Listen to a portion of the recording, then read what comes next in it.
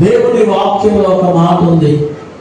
సామెత గ్రంథము 16వ అధ్యాయము 20వ వచనంలో,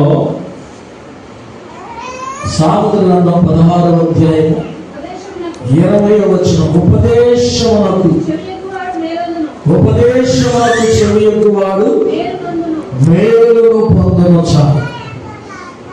ప్రభునందు ప్రియమైనటువంటి దేవుని బిడ్డలారా, చెప్పబడినటువంటి సాక్ష్యాలను బట్టి దేవుని వాక్యము ఈ రీతిగా చెబుతుంది. ఉపదేశమునకు చెవియొగ్గువాడు మేలును పొందుకుంటాడు. దేవుని స్తోత్రం చెప్పాలి. ఉపదేశము అంటే దేవుని వాక్యం. దేవుని వాక్యానికి ఎవరైతే చెవి పెడతారో, దేవుని వాక్యాన్ని విని వాక్యానికి ఎవరైతే లోబడతారో, వారి జీవితంలో దేవుడు మేలును పొందేటట్లుగా చేస్తాడు. దేవుని స్తోత్రం చెప్పండి. హల్లెలూయా.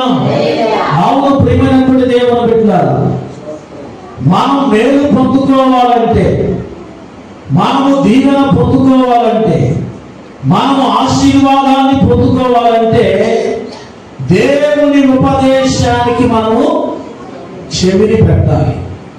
దేవుని వాక్యానికి మనము చెవి పెట్టాలి. దేవుని వాక్యం వినడం మాత్రమే కాదు, విన్న వాక్యాన్ని మనము దాని ప్రకారం మనం ఏం చేయాలి? జీవించాలి. ఆ రీతిగా జీవించినప్పుడు దేవుడు మన జీవితంలో అద్భుతమైన కార్యాలు చేస్తాడు. ఆశ్చర్యమైనటువంటి కార్యాలు చేసే దేవుడు. దేవుని స్తోత్రం. పరిశుద్ధ గ్రంథంలో ఒక వ్యక్తిని మనం జ్ఞాపకం చేసుకుందాం. 2వ దినవృత్తాంతముల గ్రంథము 17వ అధ్యాయము 3వ వచనం కానించి చదువుదాం. యెహోవా అతనికి సహాయుడై ఉండగా యెహోషాపాతు తన తండ్రి అయిన దావీదు ప్రారంభ దినములలో నడిచిన మార్గమందు నడుచుచు బయలు దేవతను ఆశ్రయించక తన తండ్రి దేవుని ఆశ్రయించుచు ఇశ్రాయేలు వారి చర్యలను వెంబడింపక ఆయన ఆజ్ఞలను అనుసరించి నడిచెను. కాబట్టి యెహోవా అతని చేత రాజ్యమును స్థిరపరిచెను. యూదా వారందరూ యెహోషాపాతునకు పన్ను ఇచ్చుచుండిరి. అతనికి ఐశ్వర్యమును ఘనతయు మెండుగా కలిగెను. యెహోవా మార్గములయందు నడుచుకొనుటకు అతడు తన మనస్సును దృఢపరుచుకున్నటువంటి వాడై ఉన్నత స్థలములను దేవతా స్తంభములను యోధాలో నుండి తీసివేసెను. దేవుని స్తోత్రం చెప్పండి. అందరూ చెప్పాలి. హల్లెలూయా, హల్లెలూయా. ప్రభునందు ప్రియమైనటువంటి దేవుని బిడ్డలారా, ఇక్కడ ఒక రాజు గురించి చెప్పబడిన మాటలు ఇది. ఎవరు ఆ రాజు అంటే యెహోషాపాతు అనేటువంటి రాజు. యెహోషాపాతు అనేటువంటి రాజు అండి. ప్రియమైనటువంటి దేవుని బిడ్డలారా, యూదా రాజ్యానికి 4వ రాజుగా దేవుని చేత నియమించబడినటువంటి వాడుగా కనబడతా ఉన్నాడు. దేవుని స్తోత్రం. అంతేకాదండి, అతడు దేవునికి నమ్మకమైనటువంటి రాజులలో ఒక రాజు. దేవుని స్తోత్రం చెప్పాలి. హల్లెలూయా. ప్రియమైనటువంటి దేవుని బిడ్డలారా, నమ్మకమైనటువంటి రాజులలో ఒక రాజుగా ప్రియమైనటువంటి దేవుని బిడ్డలారా యెహోషాపాతు రాజు ఉన్నాడు. దేవుని స్తోత్రం. హల్లెలూయా. యూదా రాజ్యములలో ఒక రాజుగా ఉన్నాడు. అంతేకాదు ప్రియమైన దేవుని బిడ్డలారా, దావీదు యొక్క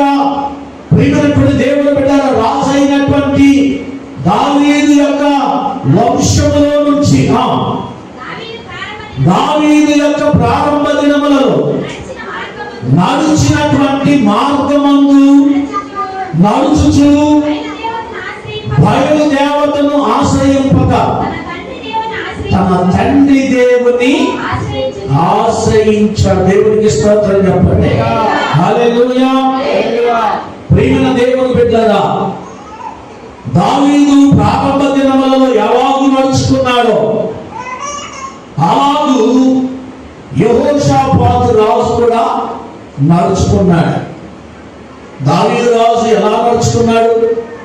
దేవుని సన్నిధిలో నమ్మకమైనటువంటి వాడుగాను, ప్రేమైనటువంటి దేవుని బిడ్డలారా, దేవుని యందు భయభక్తులు కలిగినటువంటి వాడుగా, దేవుని యందు భయభక్తులు కలిగినటువంటి వాడుగా నడుచుకున్నాడు. దేవునికి స్తోత్రం చెప్పండి.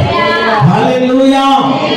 ఎంత మాత్రము దేవునికి విరోధమైనటువంటి బయలు దేవతలను అనుసరించినటువంటి వాడు కాదో జాగ్రత్తగా వినాలి. అర్థమవుతుందా? బయలు దేవతలను అనుసరించలేదు. ప్రియమైనటువంటి దేవుని బిడ్డలారా, ఎందుకని అంటే ప్రియమైనటువంటి దేవుని బిడ్డలారా, దావీదు నమ్ముకున్నటువంటి దేవుడు జీవము కలిగినటువంటి దేవుడని, పౌరుషము కలిగినటువంటి దేవుడని, మహిమ కలిగినటువంటి దేవుడని, సృష్టికర్త అయినటువంటి దేవుడని గుర్తెరిగాడు కనుక దేవునికి స్తోత్రం చెప్పండి. హల్లెలూయా. ప్రియమైన దేవుని బిడ్డలారా, ఈ కడవరి దినములలో మనము కూడా ప్రియమైనటువంటి దేవుని బిడ్డలారా, ఎంత మాత్రము దేవునికి విరోధమైనటువంటి వాటిని అనుసరించేటువంటి వారిగా మనము ఉండకూడదు. అవును పిల్లరా, దావీదు జీవము కలిగిన సృష్టికర్త అయిన యెహోవా దేవుణ్ణి అనుసరించాడు. అనుసరించడం మాత్రమే కాదు కానీ రాజులలో నమ్మకమైనటువంటి రాజుగా ఉన్నాడు. దేవుని స్తోత్రం చెప్పండి. కీర్తన గ్రంథంలో 101వ కీర్తనలో రాయబడిన మాట, నా యొద్ద నివసించినట్లు దేశంలో నమ్మకస్తులైనటువంటి వారిని నేను కనిపెడుచున్నానని దేవుడు మాట్లాడుతున్నాడు. దేవుని స్తోత్రం చెప్పండి. ఎవరు ఎక్కడ నివసించడానికంట దేవుడు మాట్లాడుతున్న మాట, నా యొద్ద నివసించినట్లు, దేవుని యొద్ద నివసించినట్లు దేశంలో దేవుడు నమ్మకస్తులైనటువంటి వారిని దేవుడు కనిపెడుతూ ఉన్నాడంట. దేవునికి స్తోత్రం చెప్పండి. కనుక ప్రియులారా, దేవుని మాటలు వింటున్నటువంటి మనమే కలిగి ఉండాలి, నమ్మకస్తులుగా ఉండాలి. నమ్మకస్తులుగా ఉండాలి. ఎవరు నమ్మకస్తులు అంటే జీవము కలిగిన దేవుణ్ణి సేవించేటువంటి వారు మాత్రమే నమ్మకస్తులు. దేవునికి స్తోత్రం చెప్పండి. అవును, సృష్టికర్త అయినటువంటి దేవుణ్ణి అనుసరించేటువంటి వారు మాత్రమే నమ్మకస్తుల యొక్క జాబితాలో చేర్చబడ్డారు. ప్రియమైన దేవుని బిడ్డలారా, యోధా రాజులలో 4వ రాజు అయినటువంటి యెహోషాపాతు ప్రియమైన దేవుని బిడ్డలారా నమ్మకస్తుల జాబితాలో చేర్చబడ్డాడు. దేవుని స్తోత్రం చెప్పండి. అంటే దాని అర్థం ఏంటి? నమ్మకస్తులు కాని వారు కూడా కొంతమంది ఉన్నారని దాని అర్థం. అవును ప్రియమైన దేవుని బిడ్డలారా, నియమించినటువంటి దేవుని సన్నిధిలో, ఏర్పరచుకున్నటువంటి దేవుని సన్నిధిలో నమ్మకత్వాన్ని కోల్పోయినటువంటి వారు, జీవము కలిగిన దేవుని విడిచిపెట్టి ప్రియమైనటువంటి దేవుని బిడ్డలారా బయలు దేవతలను అనుసరించినటువంటి వారుగా ఉన్నారు. కనుకనే ప్రియమైన దేవుని బిడ్డలారా, ఈ వాక్యంలో రాయబడింది, బయలు దేవతలను అనుసరించక తన తండ్రి దేవుని ఆశ్రయించి ఇశ్రాయేలు వారి చర్యలను వెంబడింపక ఆయన ఆజ్ఞలను అనుసరించి నడిచిన. దేవుని స్తోత్రం చెప్పండి. ఆ దినములలో ఇశ్రాయేలీయులు ఎలా ఉన్నారు? పేరుకి దేవుని బిడ్డలే, పేరుకి క్రైస్తవులే, కానీ ప్రియమైనటువంటి దేవుని బిడ్డలారా నామకార్థపు జీవితాన్ని జీవిస్తూ దేవునికి అవిధేయత కలిగినటువంటి వారుగా, అతిక్రమాలలో పాలు పొందుతున్నటువంటి వారుగా, అవిధేయత కలిగినటువంటి బిడ్డలుగా వారు ప్రవర్తిస్తున్నటువంటి పరిస్థితులు కనబడుతున్నాయి కనుక పిల్లరా ఇశ్రాయేలీయులను వారి చర్యలన్నిటినీ వెంబడింపక ఆయన ఆజ్ఞలను అనుసరించి నడుచుకునేటువంటి వ్యక్తిగా కనబడుతున్నాడు. దేవుని స్తోత్రం చెప్పండి. అవును ప్రియమైన దేవుని బిడ్డలారా గమనించండి, యోగా జనాంగము ఒక ప్రత్యేకమైనటువంటి వారిగా కనబడుతున్నారు ఇక్కడ. ప్రియమైన దేవుని బిడ్డలారా ఇశ్రాయేలీయుల కంటే కూడా యోగా జనాంగములు ఒక ప్రత్యేకతను దేవుడు చూస్తూ ఉన్నాడు. ఏంటి ఆ ప్రత్యేకత అంటే ప్రియమైనటువంటి దేవుని బిడ్డలారా ఇశ్రాయేలు యొక్క జీవితాలు చెడిపోయినట్లుగా కనబడుతూ ఉన్నాయి, పాప భక్తులమైనటువంటి జీవితాలుగా కనబడుతున్నాయి. యెషయా గ్రంథంలో 1వ అధ్యాయంలో దేవుడు మాట్లాడుతున్నటువంటి మాటలు జ్ఞాపకం చేసుకుంటే ప్రియమైన దేవుని బిడ్డలారా ఒక్కసారి మాటలు చదువుదాం. 2వ వచనం, యెహోవా మాట్లాడుచున్నాడు, ఆకాశమా ఆలకించుము, భూమి చెవియొగ్గుము, నేను పిల్లలను పెంచి గొప్పవారిగా చేసి తిని వారు నా మీద తిరుగుబడి ఉన్నారు. ఎద్దు తన కామంతులు ఎరుగును, గాడిద తన సొంత వాంటెడు తెలుసుకుంటుంది. ఇశ్రాయేలుకు తెలివి లేదు, నా జనులు యోచింపరు. పాపిష్టి జనమా, దోషభరితమైన ప్రజలారా, దుష్ట సంతానమా, చెరుపు చేయు పిల్లలారా, మీకు శ్రమ అంటున్నాడు. ప్రేమ దేవుని బిడ్డలారా పేరుకు దేవుని ప్రజలే ఇశ్రాయేలీయులు దేవుని ప్రజలే గాని వారు ఏమైపోయారు అంటే దేవుడు ఇక్కడ బాధపడుతున్నాడు, వేదన పడుతున్నాడు అంటున్నాడు. ఆకాశమా ఆలకించుము, భూమి చెవియొగ్గుము, నేను పిల్లలను పెంచి గొప్పవారినిగా చేసి తిని వారు నా మీద తిరుగుబడి ఉన్నారు. ఎవరి మీద తిరగబడ్డారు? దేవుని మీద తిరగబడ్డారంట. దేవుని మీద తిరగబడ్డారు. దేవుని మీద తిరగబడితే మానవుడు తప్పుకోగలడా?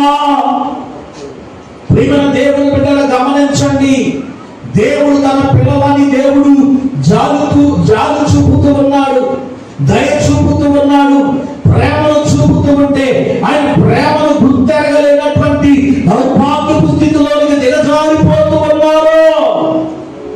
అందుకే వారిని జంతువులతో పోలుస్తున్నాడు. ప్రియమైన దేవుడు బిడ్డ ఎత్తుకున్నటువంటి జ్ఞానం లేకుండా, గాడిద లేని వివేకం లేకుండా ప్రవర్తిస్తున్నారే. ఎద్దు తన కామందు నెరుగును, గాడిద తన సొంతవాణి దొడ్డి తెలుసుకుంటది.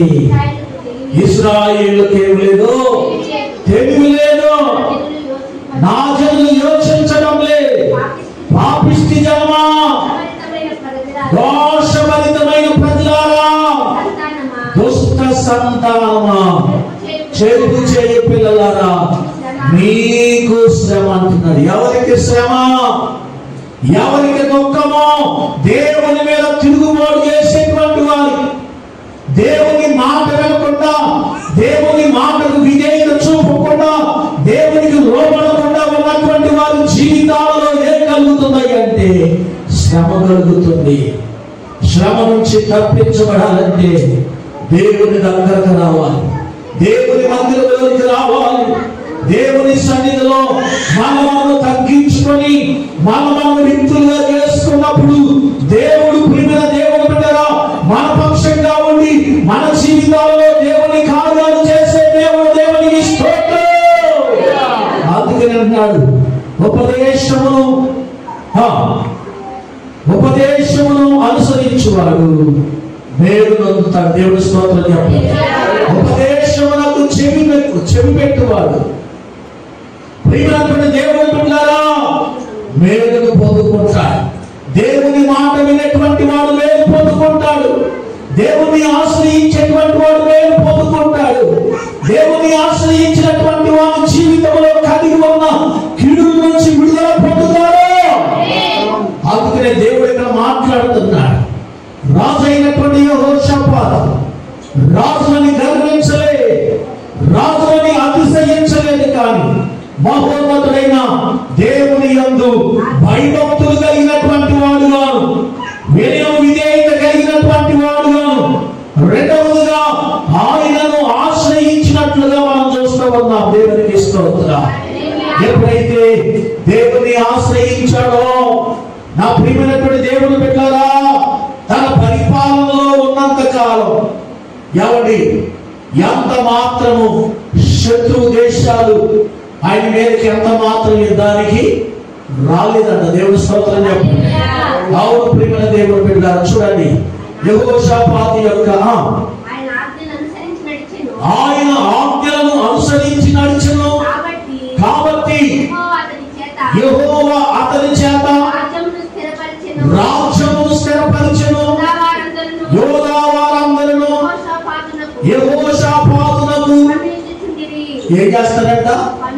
పన్ను ఇస్తూ ఉన్నారు. పన్ను.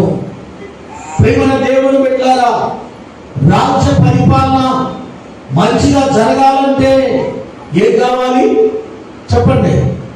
డబ్బులు కావాలి, ధనం కావాలి. కనుకనే ప్రియమైనటువంటి దేవుని బిడ్డలారా, యూదా వారందరూ కూడా ప్రియమైనటువంటి దేవుని బిడ్డలారా యెహోషాపాతుకి పన్ను ఇస్తూ ఉన్నారట. దేవునికి స్తోత్రం చెప్పండి. అవును ప్రియమైన దేవుని బిడ్డలారా, దేవుని పరిచర్య బలంగా ముందుకు కొనసాగాలంటే కూడా ఏం కావాలి చెప్పండి? ధనం కావాలి, డబ్బులు కావాలి. దేవుని పరిచర్య విస్తారంగా ముందుకు కొనసాగాలంటే దేవునికి స్తోత్రం చెప్పండి. హల్లెలూయా. అందుకే ప్రభు అయినటువంటి యేసు క్రీస్తు అన్నాడు, దేవునివి దేవునికి ఇవ్వండి, కైసరునివి కైసరునికి ఇవ్వండి అని చెప్పాడు. దేవుని స్తోత్రం చెప్పండి. హల్లెలూయా. అవును ప్రియమైనటువంటి దేవుని బిడ్డలారా, ఈ రోజున చాలా మంది జీవితాలలో దేవునికి ఇవ్వవలసినటువంటి దేవునికి ఇవ్వకుండా ప్రియమైనటువంటి దేవుని బిడ్డలారా దొంగిలించుచున్నటువంటి పరిస్థితులు కనబడతా ఉన్నాయి. కనుకనే యేసు ప్రభు చెప్పాడు, దేవునివి దేవునికి ఇవ్వండి, కైసునివి కైసునికి ఇవ్వండి అని. దేవుని స్తోత్రం చెప్పండి.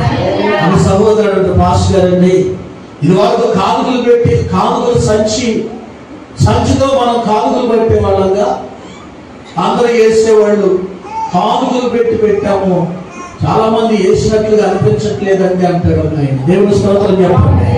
హల్లెలూయా, హల్లెలూయా. ప్రియమైనటువంటి దేవుని బిడ్డలారా, దేవుని వాక్యంలో రాయబడినటువంటి ఒక శ్రేష్టమైన మాట ఏంటో తెలుసా? ప్రియులారా, అందరూ కానుకల పెట్టిలో కానుకలు వేస్తూ ఉన్నారట. ఒక పేద విధవరాలు ఏం చేస్తుంది చెప్పండి? కానుకను వేస్తూ ఉంది. ఎవరు చూశారు? అక్కడ ఉన్నటువంటి మనుషులు చూశారు. చూసి ఆమెను అంటున్నారు, క్రిటిసైజ్ చేస్తూ ఉన్నారు. ఎవరి ఏంటి అంటే అందరికంటే ఆమె తక్కువ వేసింది అన్నట్లుగా. ప్రియమైనటువంటి దేవుని బిడ్డలారా, వారు మాట్లాడుతూ ఉండగా యేసుక్రీస్తు ప్రభువు వారు ఎక్కడున్నాడు అంటే కానుకల పెట్టి దగ్గర ఉన్నాడు. దేవుని స్తోత్రం చెప్పండి. ఎక్కడ ఉన్నాడు? ఎందుకని చెప్పండి? ఒకవేళ బహిరంగంగా ఆయన మనకి కనబడకపోవచ్చు, కానీ ప్రేమ దేవుని బిడ్డలారా, ఆత్మస్వరూపిగా దేవుడు ఉన్నాడా లేదా? ఉన్నాడు. దేవుని స్తోత్రం. ఎక్కడ ఇద్దరు ముగ్గురు కూడి నా నామమున ప్రార్థన చేస్తారు, వారి మధ్యలో ఉంటానని చెప్పినటువంటి దేవుడు ఆయన. అంతేకాదు ప్రియమైన దేవుని బిడ్డలారా, వారు కానుకలు వేస్తుండగా కానుకల పెట్టి దగ్గర ఉన్నాడంట ఆయన. దేవునికి స్తోత్రం చెప్పండి. హల్లెలూయా. కానుకల పెట్టి దగ్గర ఆయన ఉన్నాడు. ఎవరు వేస్తూ ఉన్నారు, ఎవరు వేయడం లేదో ఆయన చూస్తూ ఉన్నాడు. మనుషులు చూడకపోవచ్చు, పాస్టర్ గారు చూడకపోవచ్చు, ఎవరు చూస్తూ ఉన్నారో తెలుసా? సర్వోన్నతుడైనటువంటి దేవుడు చూస్తున్నాడు. దేవునికి స్తోత్రం. హల్లెలూయా. ఎందుకు ప్రియమైన దేవుని బిడ్డలారా, నీకు ప్రతిఫలం ఇచ్చేటువంటి వాడు దేవుడే, పాస్టర్ గారు కాదు. ఆయన కానుకలు పెట్టి ఎదుట కూర్చుండి జన సమూహము ఆ కానుక పెట్టెను. ధనవంతులైనటువంటి వారు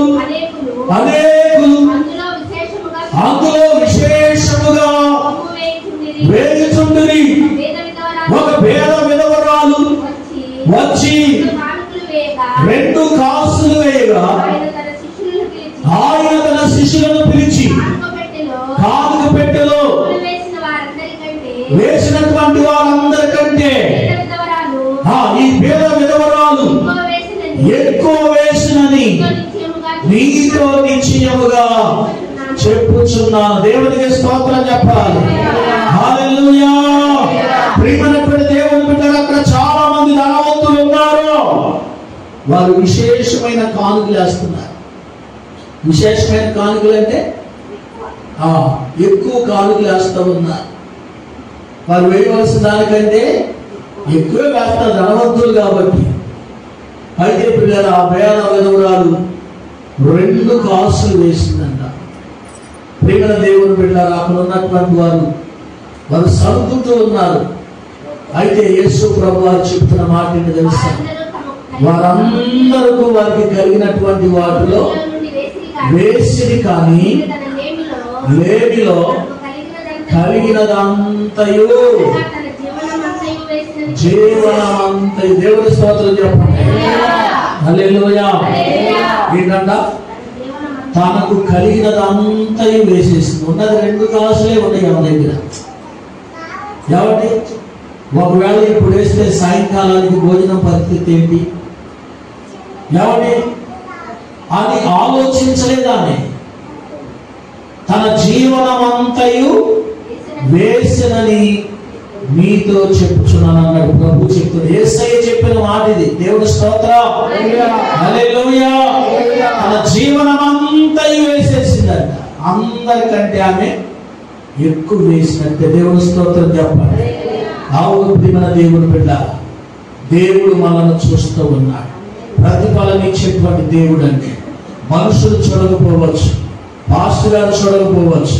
ఎందుకంటే పరిచర్య కొరకు ప్రయాసం తగిన రీతిలో ప్రతిఫలం దేవుడు నాకు తప్పకుండా ఇస్తాడు. దేవుడు స్తోత్రం చెప్పండి. ఎందుకంటే వాక్యంలో చెప్పబడింది, 1 ద్వారం మూయబడితే 7 ద్వారాలు తెరుస్తాడైన.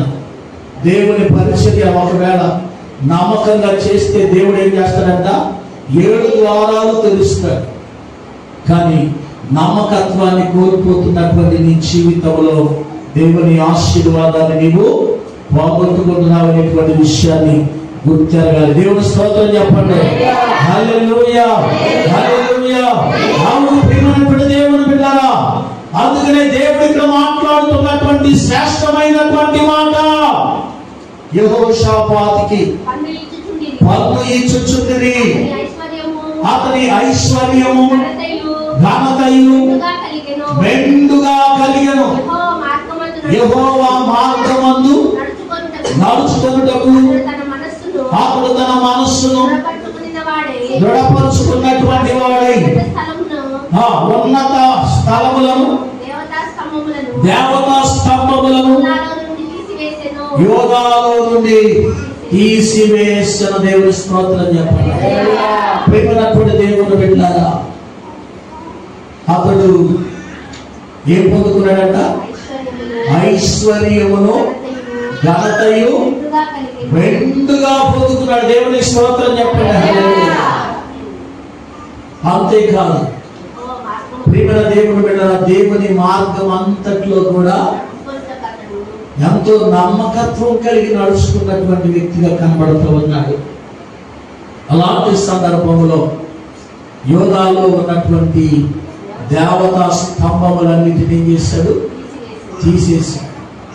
ఎందుకని ప్రియమైనటువంటి దేవుని బిడ్డలారా, యోధా దేవుడు క్షేమం కలిగిన దేవుడు అంటున్నాడు, నేను తప్ప వేరొక దేవుడు నీకుండకూడదు. దేవుడి స్తోత్రం చెప్పండి. పైన ఆకాశం అందే గాని, కింద భూమి అందే గాని, భూమి కింద నేల అందే గాని దేని రూపమును ఎవరి విగ్రహమునైనను నీవు చేసుకోనకూడదు అని దేవుడు చెప్పాడు. దేవుడి స్తోత్రం చెప్పండి. హల్లెలూయా. అవును ప్రియమైన దేవుని బిడ్డలారా, కొన్నిసార్లు కొంతమంది ప్రియమైన దేవుని బిడ్డలారా మనస్సు నిలుపుకొనక ఏం చేస్తున్నారు చెప్పండి? ఈ దేవునికి అయిష్టమైనటువంటి దేవతా విగ్రహములను పూజించి సేవిస్తూ ఉన్నారు. అది ఎంత ప్రమాదకరం అంటే దేవుడు ఒప్పుకోడు. ఎక్కడ మాట చూడండి, 10 ఆజ్ఞలలో నేను తప్ప వేరొక దేవుడు నీకుండకూడదు. పైన ఆకాశం అందే గాని, కింది భూమి అందే కాదు, భూమి కింద నేల అందే కాదు, వీళ్ళు దేని రూపమునైనను విగ్రహమునైనను నీవు చేసుకొనకూడదు, వాటికి సాగిల పడకూడదు, వాటిని పూజింపకూడదు. యాలయనగా నీ దేవుడినైన యెహోవానైన నేను రోషము కలిగిన దేవుడు. దేవుని స్తోత్రం చెప్పండి. మన దేవుడు రోషము కలిగిన దేవుడు, రోషము కలిగినటువంటి దేవుడు. ఎలాంటి దేవుడు అంట? రోషం కలిగిన దేవుడు. కొన్నిసార్లు మనకే వస్తుంది రోషం, 10 మాలు రోషాలు వస్తాయి. ఏంటంట? 10 మాలు రోషాలు. దేవుడి కోసమైనటువంటి రోషం కావాలి మనకు. దేవుడి స్తోత్రం చెప్పండి. దేవుడికి విరోధమైనటువంటి వాటిని మనలో నుంచి తీసివేసుకునేటువంటి విషయంలో రోషం కలిగిన వాడుగా ఉండాలి, పౌరుషం కలిగినటువంటి వాడుగా ఉండాలి. వ్యర్థమైనటువంటి వాటి కోసం కాదు,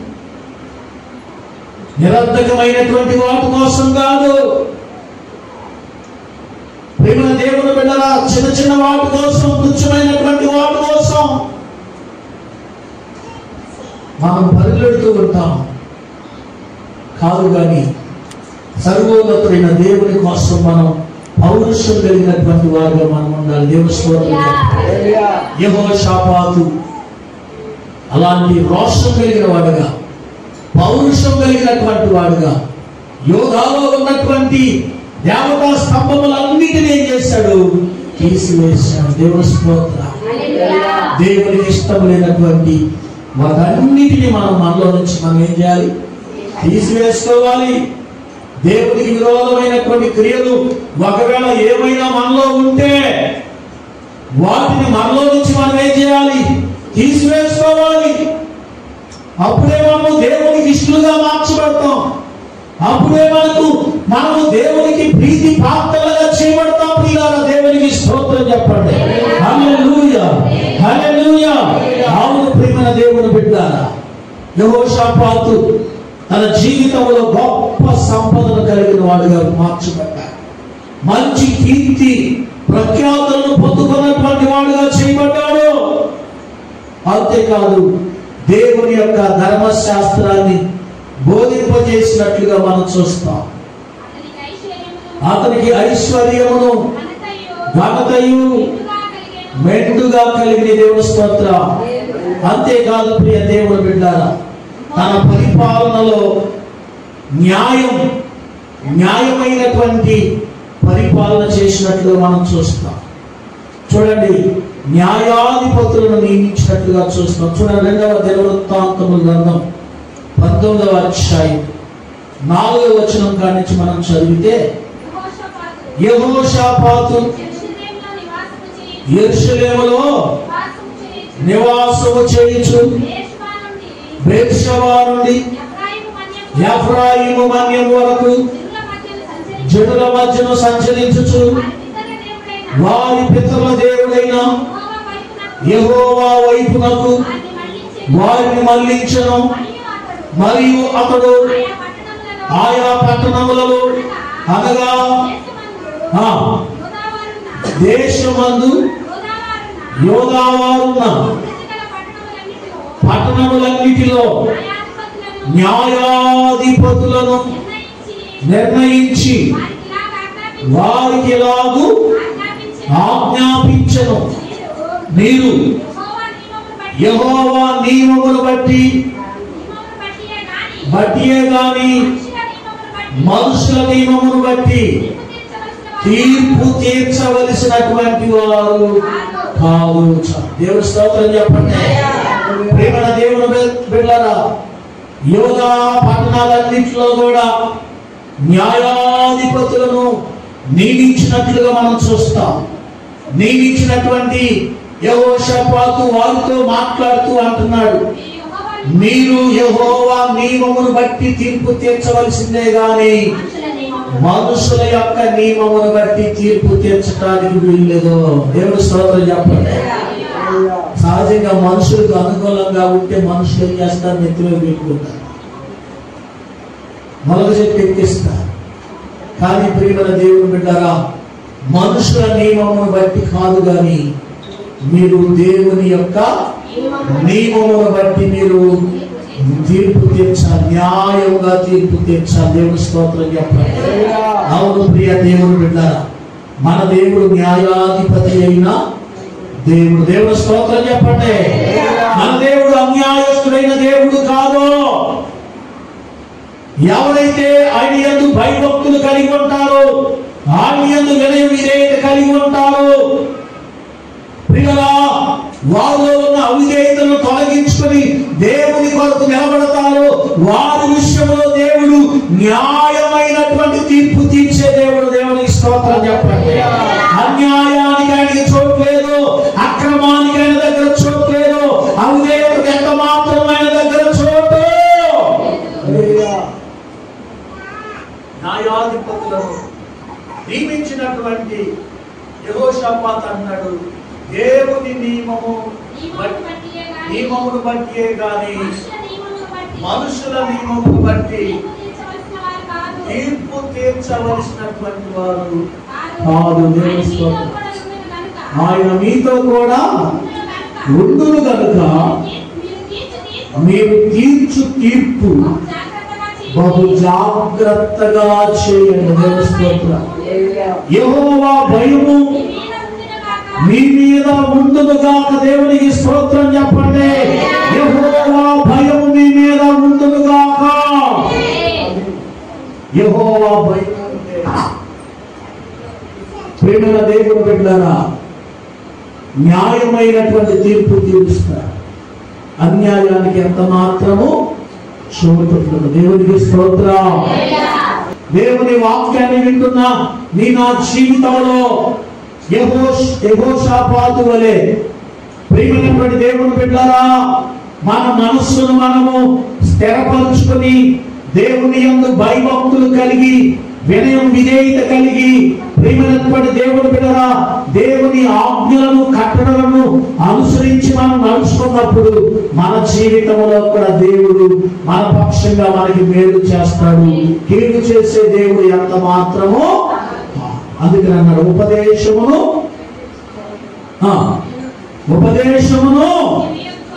ఉపదేశమునకు చెవియొగ్గువాడు మేలును పొందుతాడు. దేవుని ఉపదేశానికి, దేవుని వాక్యాన్ని విని వాక్య ప్రకారము నడుచుకునేటువంటి వాడు ప్రియులారా మేలు పొందుకుంటాడు. అట్టి కృప దేవుడు తన బిడ్డలమైన మనందరికీ దయచేయునుగాక. ఆమేన్. ప్రార్థన